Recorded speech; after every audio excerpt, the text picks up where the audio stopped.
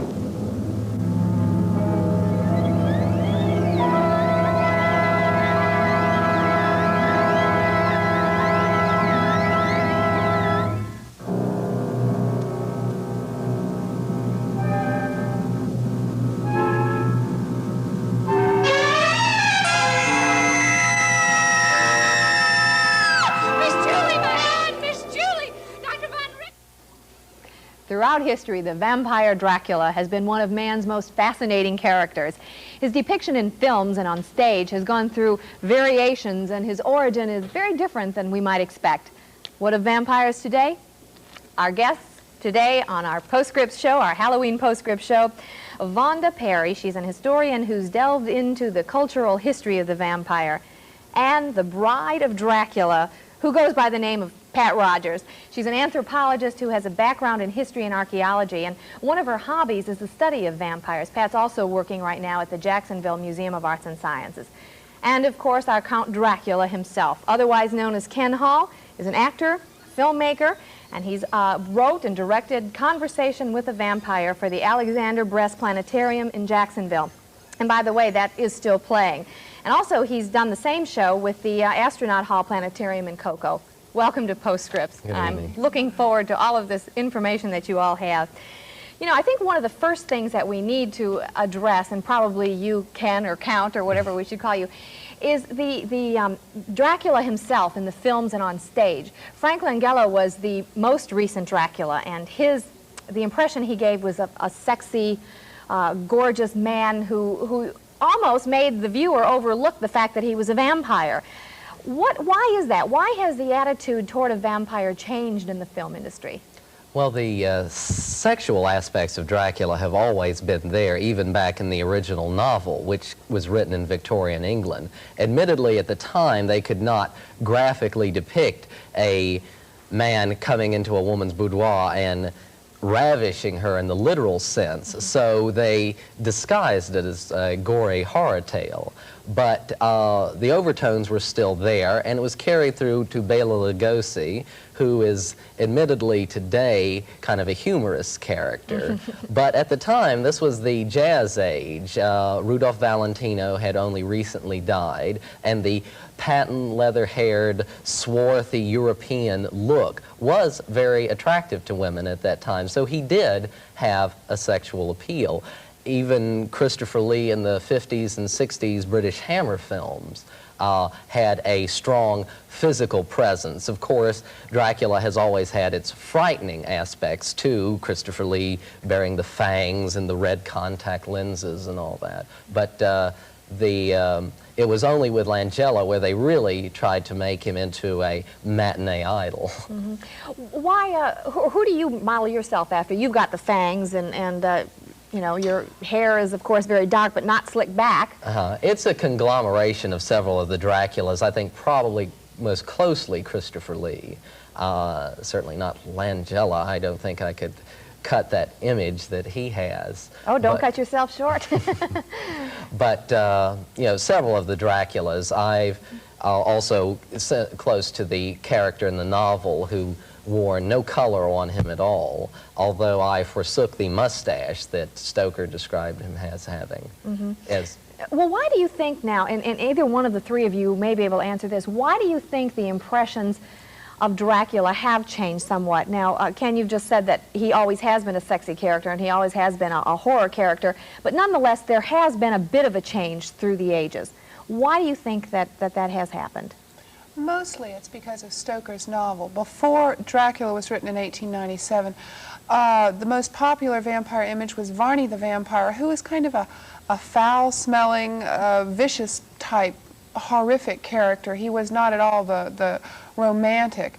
And the Victorians were looking for a more romantic image, and it completely changed with the Stoker novel, because before that, vampires were not portrayed in that light at all. There were several different images. In the Middle Ages, they were associated with the plague, and then it came down, and a lot of the romantic poems wrote about them, but they were more dark, brooding creatures, and then became more of a comic strip character. So it's mostly the Gothic image. The Stoker was a Gothic. Basically, Dracula is just a Gothic love story.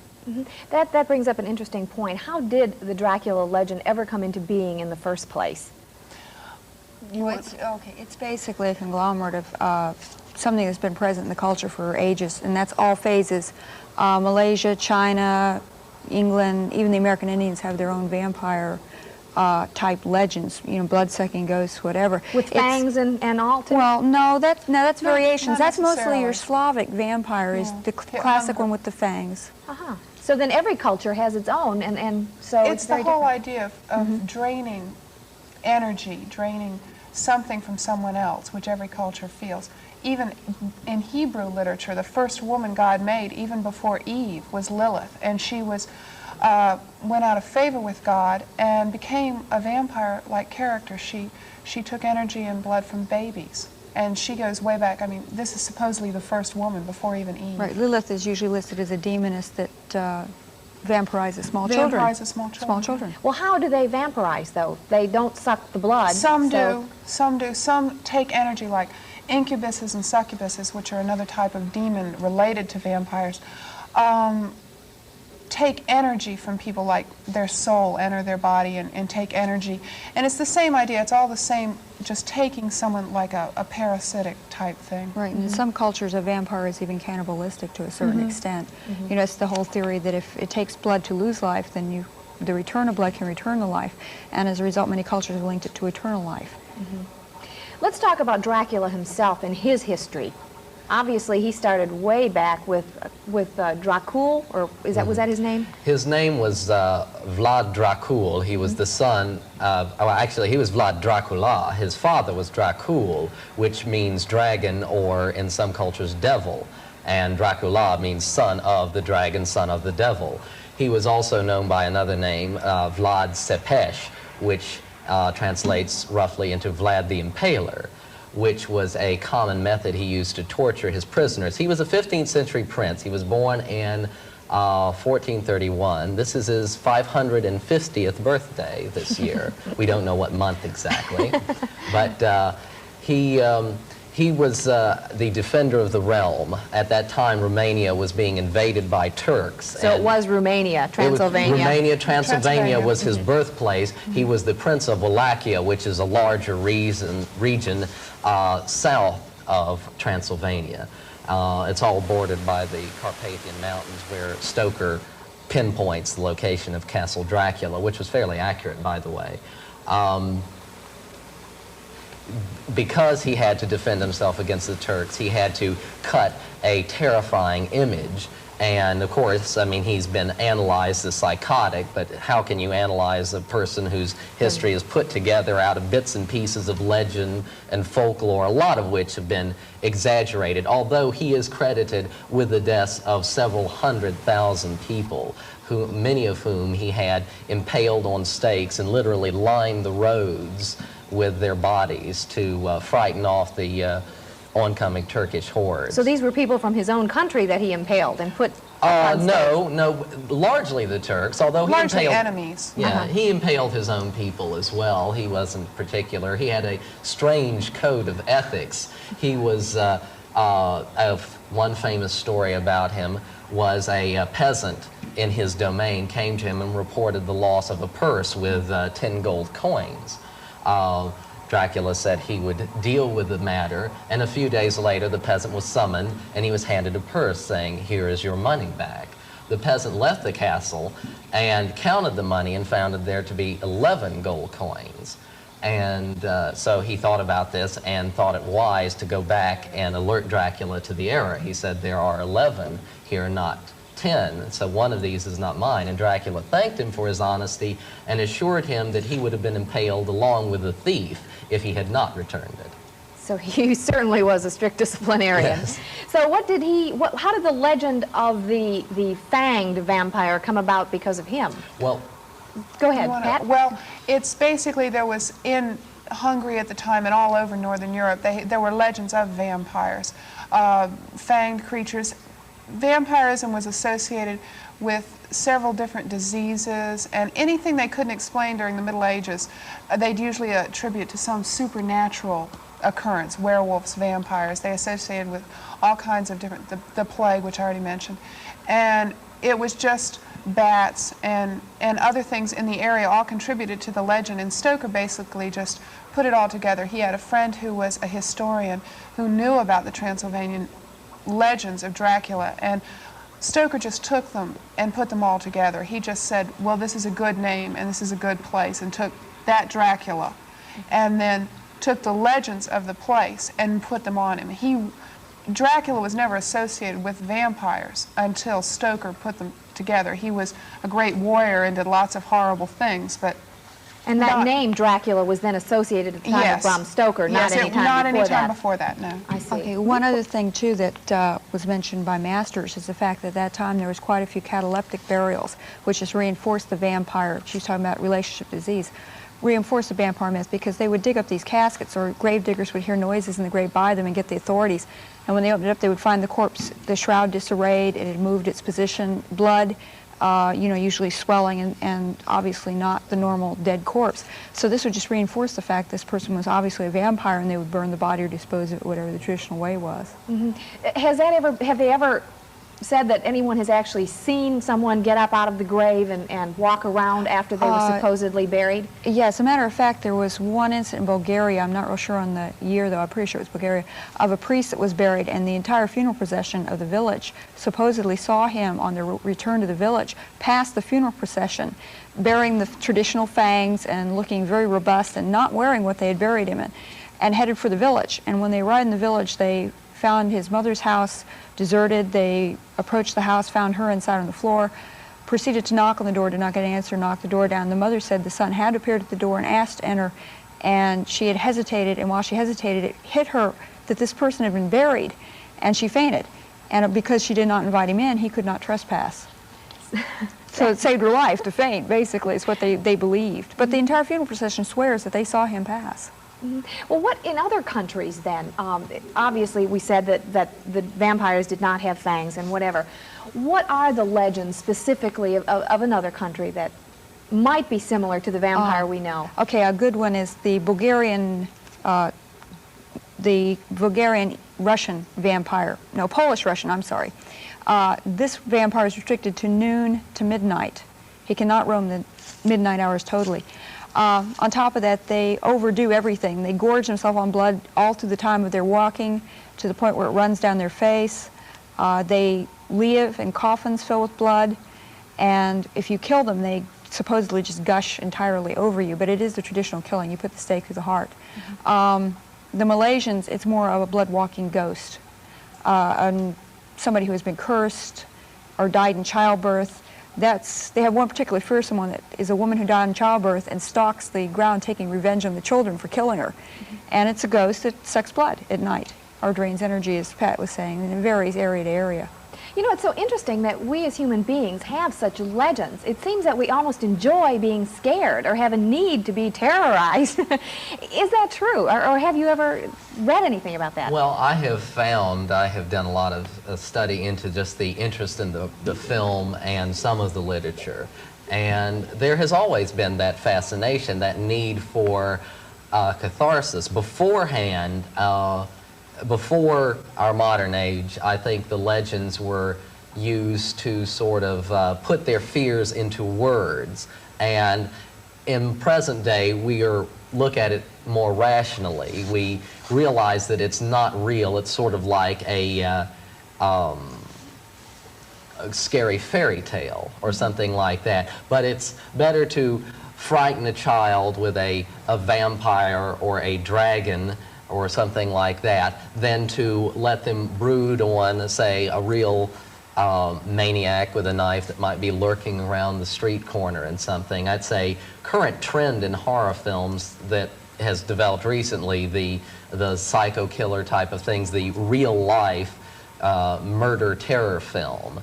And I think it's because people have gotten somewhat jaded to the classical mythical vampires, werewolves, mummies, that sort of thing. And it's a shame in a way, because I think the older films are more healthy for people, for children certainly, because they can come out of the film and they may have been scared during that time, but they can say they don't exist. And they have released their fears like riding a roller coaster. You know, they do say, though, that the films that are the most popular during a certain era reflect the society of that era.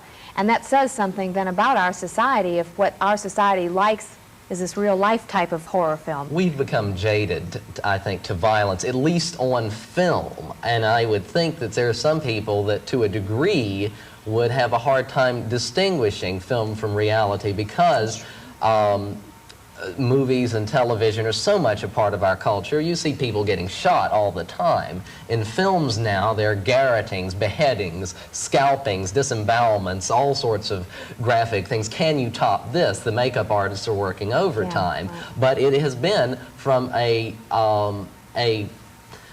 demand from the audience, because they're saying, shock me, do something to shock me. So it's a one-upsmanship sort of thing. They cut a person in two in the last film, so they need to cut him in 3 pieces in the next one. Speaking of cutting people into 3 pieces, there have been articles written somewhat recently of real-life vampires today, walking our streets or walking the streets of New York or wherever. And supposedly what they do is steal blood from hospitals and take hypodermic needles and drain the blood out of a human being and drink it and whatnot. Is this true? Have you read much or heard much about this sort of thing going on? And if so, what is going on? Okay, go ahead. Okay, the most highly documented cases are usually in Europe. The modern society tends to treat this sort of person as a psychotic, and as a result, his involvement in anything of this sort is kind of played down. There are case histories, but they're hard to find. The most spectacular, I think, was probably Kirsten, who was nicknamed the Monster Dusseldorf in 1934. He's German then, you said? He's German, yeah. Right. Monster Dusseldorf. And he's basically the one that Peter Lorre's movie M was based on by Fritz Lang. Fritz Lang was at the trial of Kirsten, and his motives were definitely sexual. A lot of psychiatrists have said that any of the vampire-associated crimes are usually basically sexual in nature, and an equation between blood and life and, you know, reproduction. Kirsten himself was guilty of strangling his victims, then cutting their throat and drinking the blood. And he maintained through the entire trial that he was sane, that it was strictly ritual, and he got very upset if they ever referred to it as murder. He totaled approximately 27 victims, I believe. It was 27 or 29, and over a period of years. And that's another thing I've noticed. Further back, these people seem to maintain a higher string of fatalities before they were caught. It was like, you know, people did not want to see this particular part of the world, and they ignored it. I think, matter of fact, one in about 1921, which was Harmon. He managed about 50, I believe it was. That's all they have documented. And he would, after disposing of the blood, he would then grind the bodies up and sell them in his butcher shop to his customers. Oh, goodness. Yeah. Real Is sweetheart. that typical, or is that a rather Yeah, that is unusual typical. case? Unfortunately, the actual vampire, as the person who has a fixation, tends to equate also with cannibalism. In most cases, it's not just the blood drinking. There is cannibalism or sex involved. A lot of them strangle and rape, then drink the blood. Or they, like I said, they cannibalize later.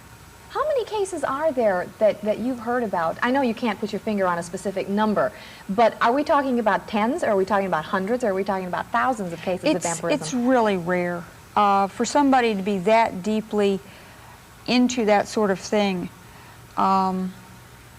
is not really all that common. However, when they are caught, as a result, they are played up, and they make a much bigger splash with the press than they would otherwise.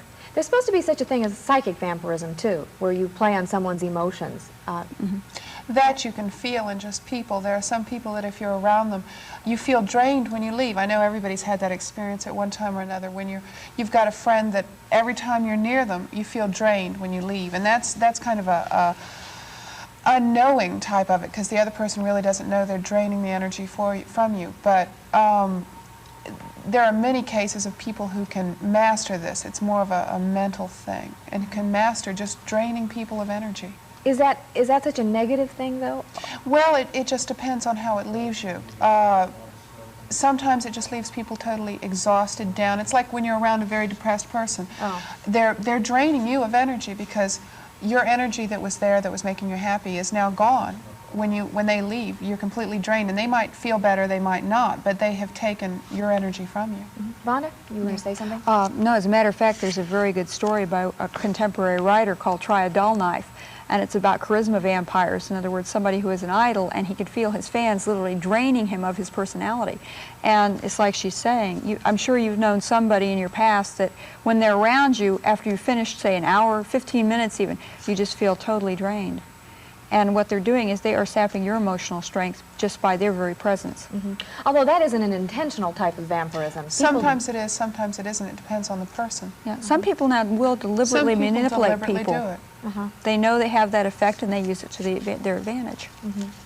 Well, what about, let's go back to the physical vampirism again. There have not been many cases, evidently, from what you're saying, of cases in the United States. Well, Go ahead. No. Vaunda, finish. No, what it is there are cases, but what I'm saying is in this day and age they are played down, because this person obviously has a problem. If he is sent to a clinic and rehabilitated, they do not want him facing his prior crimes, you know, after he's cured. So it's not played up as much as it used to be. It gets like a back page notice in most cases. Pat? Well, I just was thinking this afternoon, I was going through articles, and I found one that is not more than 5 months old, that's on the top of the Globe, that says vampires stalking the U.S. And it depends on how sensational they want to make it. They make any psychopath into a vampire that they hear about doing any kind of blood-related deed. But there are several organizations in the U.S. now that are supposedly for vampires or seeking vampires. In fact, there's one in New York that you can write to if you're a vampire, and they're doing case studies, and they have vampires working there. And there are a lot of organizations around, more than you would imagine, studying this kind of thing. But half of them aren't really, it's just kind of a very thin line between what you want to call a vampire and what you want to call just psychotic. Right. Well, even Stoker talked about the psychotic. Renfield. Renfield, exactly. He was a very sensitive individual to Dracula's whims, and that was primarily because he had this thirst for life. He had to consume creatures, you know, gradually starting with flies and from spiders to sparrows, and then he wanted a cat and they wouldn't let him have a cat. So he finally ate the sparrows and so forth, and the classic line from many of the Draculas has been, "The blood is the life." Why? We don't have this fascination as much for the werewolf or the mummy or the whatnot, but vampires and Dracula we have this utter fascination for. Why? Well, Dracula is a person, all right? A werewolf is basically an animal, a ravening animal, and the only interesting werewolf films have been concentrating on the person, the reaction of the person when he finds out that when the moon comes up, he's going to turn into a killing beast. Like a good example is the current film American Werewolf in London, that deals with a person's real emotions, how he would handle something like that. But Dracula is a person too. He has a sad side. He sort of regrets wandering through the ages alone without companionship and so forth. And this is something that's only been recent, that with the development of the anti-hero is the attraction of evil. So Dracula for sure will be with us for years to come. And we thank you all so very much for being with us. Good luck with your play at the planetarium. And also, Pat, you're working at the planetarium too with the play. Vaunda, good luck with the space shuttle. Hope everything goes well for you. And we'll be looking for Dracula tomorrow on Halloween. So let's drink a toast to Halloween with all its ghouls and goblins and Dracula, because it just comes around once a year. We have a special treat to make that toast, if you would pass that down. Make him feel at home. And here you are. Again, let's toast Halloween. Here's Halloween. Dracula. Here's blood in your eye.